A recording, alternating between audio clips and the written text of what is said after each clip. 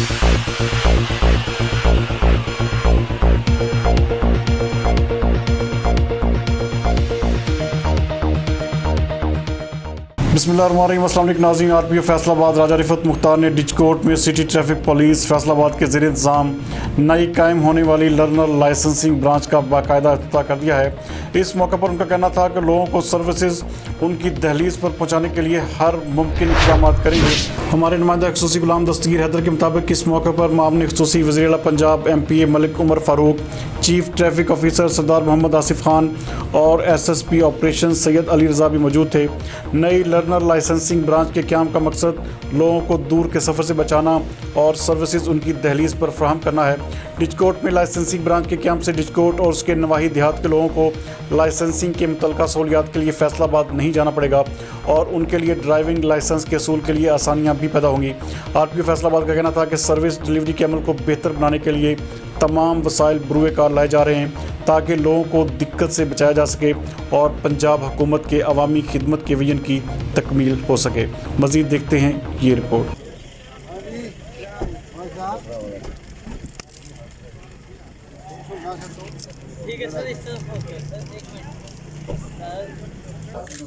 यार डोरी पीछे कर दो छोटी साइड पे। भाई जब मोबाइल से आ जाओ ओ भाई तकदम मारो आओ ये अंदर देख ले यार डोरी से करते करवा दियो यार बस ठीक है भाई थोड़ा सा हाथ पीछे रखना है यार जिन्हें जिन्हें जैसे एफर्ट की थी सारे ले लग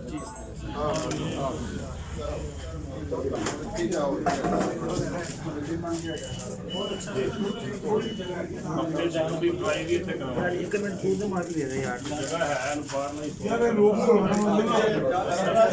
ऊपर करना कि नीचे ये मोबाइल पीछे करो यार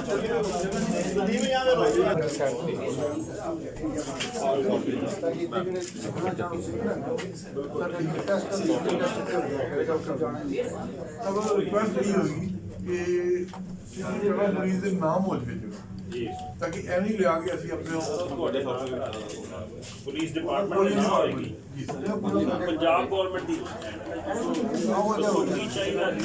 सानू भी एक डिजाइन बना ले राइट कितनी जगह चाहिए उस हिसाब से कर देंगे ठीक है ये बड़ा हो जाएगा एक ड्राइविंग ट्रेनिंग स्कूल हो जाएगा लोग ट्रेनिंग कर लेंगे सारा और एक अच्छी साइट बन जाएगी वो उसे तो सीखणगे उसे तो टेस्ट होएगा तकरीबन अराउंड 150 पिंड लग रहा है और जिहदे लाइसेंस दी अवेयरनेस करते और लोग घर फैसलाबाद घट जाने की कोशिश करते बगैर लाइसेंस तो और एक अवेयरनेस और एक रेवेन्यू भी जनरेट होएगा इत्थों सारा और मैं समझदा सरदार साहब ने बड़ी सानू हेल्प की जी समान ते असीं लैता इन्हां ने विच किहा जी मैं काशी नूं इशारा करदा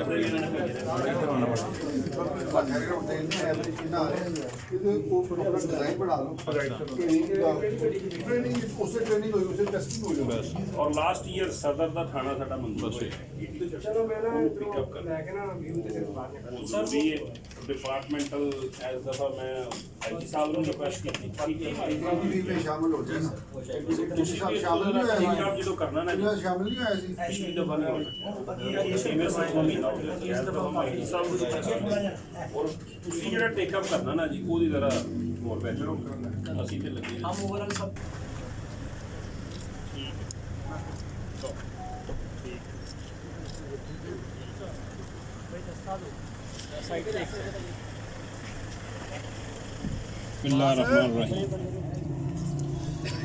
ਬਜ਼ੁਰਗਾਂ ਦੋਸਤਾਂ ਔਰ ਭਰਾਵਾਂ ਨੂੰ ਸਭ ਨੂੰ ਅਸਲਾਮ ਅਲੈਕੁਮ ਮੀਆਂ ਸਾਹਿਬ ਸਾਰਿਆਂ ਨੂੰ ਜਿੰਨੇ ਵੀ ਦੋਸਤ ਭਾਈ ਨੇ ਸਾਡੇ ਸਾਰਿਆਂ ਨੂੰ ਮੈਂ ਵੈਲਕਮ ਕਰਦਾ ਔਰ ਸ਼ੁਕਰੀਆ ਅਦਾ ਕਰਦਾ।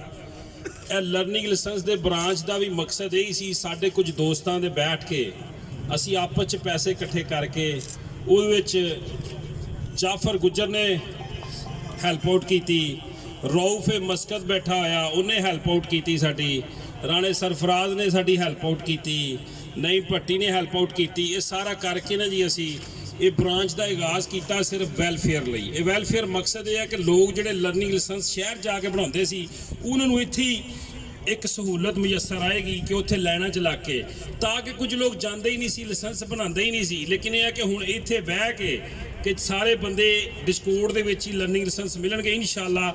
ਅਸੀਂ ਇਹ ਵੀ ਕੋਸ਼ਿਸ਼ ਕਰਦੇ ਹਾਂ ਕਿ ਇੱਥੇ ਟਰਾਈ ਵੀ ਕੀਤੀ ਜਾਵੇ ਔਰ ਗਾਂ ਅਸੀਂ ਕੋਈ ਲਾਇਸੈਂਸ ਦਾ ਇੱਕ ਦਿਨ ਵੀ ਇੱਥੇ ਮੁਕਰਰ ਕਰਾਵਾਂਗੇ, ਉਹਦੇ ਲਈ ਵੀ ਕੋਸ਼ਿਸ਼ ਕਰਾਂਗੇ ਕਿ ਲਾਇਸੈਂਸ ਵੀ ਹੀ ਇੱਥੇ ਬਣਨ। ਤੇ ਬਾਕੀ ਤੁਹਾਡਾ ਸਾਰਿਆਂ ਦਾ ਬਹੁਤ ਸ਼ੁਕਰੀਆ। ਅਸਲ ਮਸਲਾ ਇਹ ਹੀ ਬਣਿਆ, ਤਕਰੀਬ ਦਾ ਰਾਤ ਦਾ ਵੀ ਸੋਚ ਰਹੇ ਸੀ ਕਿ ਕੈਂਸਲ ਕਰ ਦਈਏ, ਲੇਕਿਨ ਚਲੋ ਦੋਸਤਾਂ ਨੂੰ ਕਿਹਾ ਸੀ, ਮੈਂ ਕਿਹਾ ਉਹਦੀ ਗੈਦਰਿੰਗ ਕਰ ਲਈਏ, ਅੱਲਾ ਖੈਰ ਕਰੇਗਾ ਡਿਸਕੋਰਡ 'ਚ।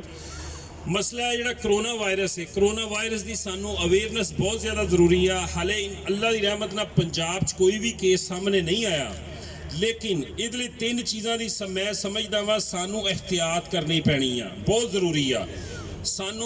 ਅਸੀਂ ਹੱਥ ਮਿਲਾਉਣ ਤੇ ਪਰਹੇਜ਼ ਕਰੀਏ, ਇੱਕ ਦੂਸਰੇ ਨੂੰ 1 ਮੀਟਰ ਦਾ ਫਾਸਲਾ ਰੱਖੀਏ ਔਰ ਹੱਥਾਂ ਨੂੰ ਧੋਈਏ ਬਾਰ-ਬਾਰ। ਹਰ 20 ਮਿੰਟ ਤੋਂ ਬਾਅਦ ਅਸੀਂ ਹੱਥਾਂ ਨੂੰ ਵਾਸ਼ ਕਰੀਏ, 1 ਮੀਟਰ ਦਾ ਫਾਸਲਾ ਰੱਖੀਏ। ਔਰ ਜਦੋਂ ਸਾਨੂੰ ਅਗਰ ਕੋਈ ਖਾਂਸੀ ਵੀ ਆਂਦੀ ਆ ਤੇ ਅਸੀਂ ਮੂੰਹ ਦੇ ਹੱਥ ਰੱਖੀਏ ਜਾਂ ਅੰਦਰ ਖੰਘ ਲਈਏ।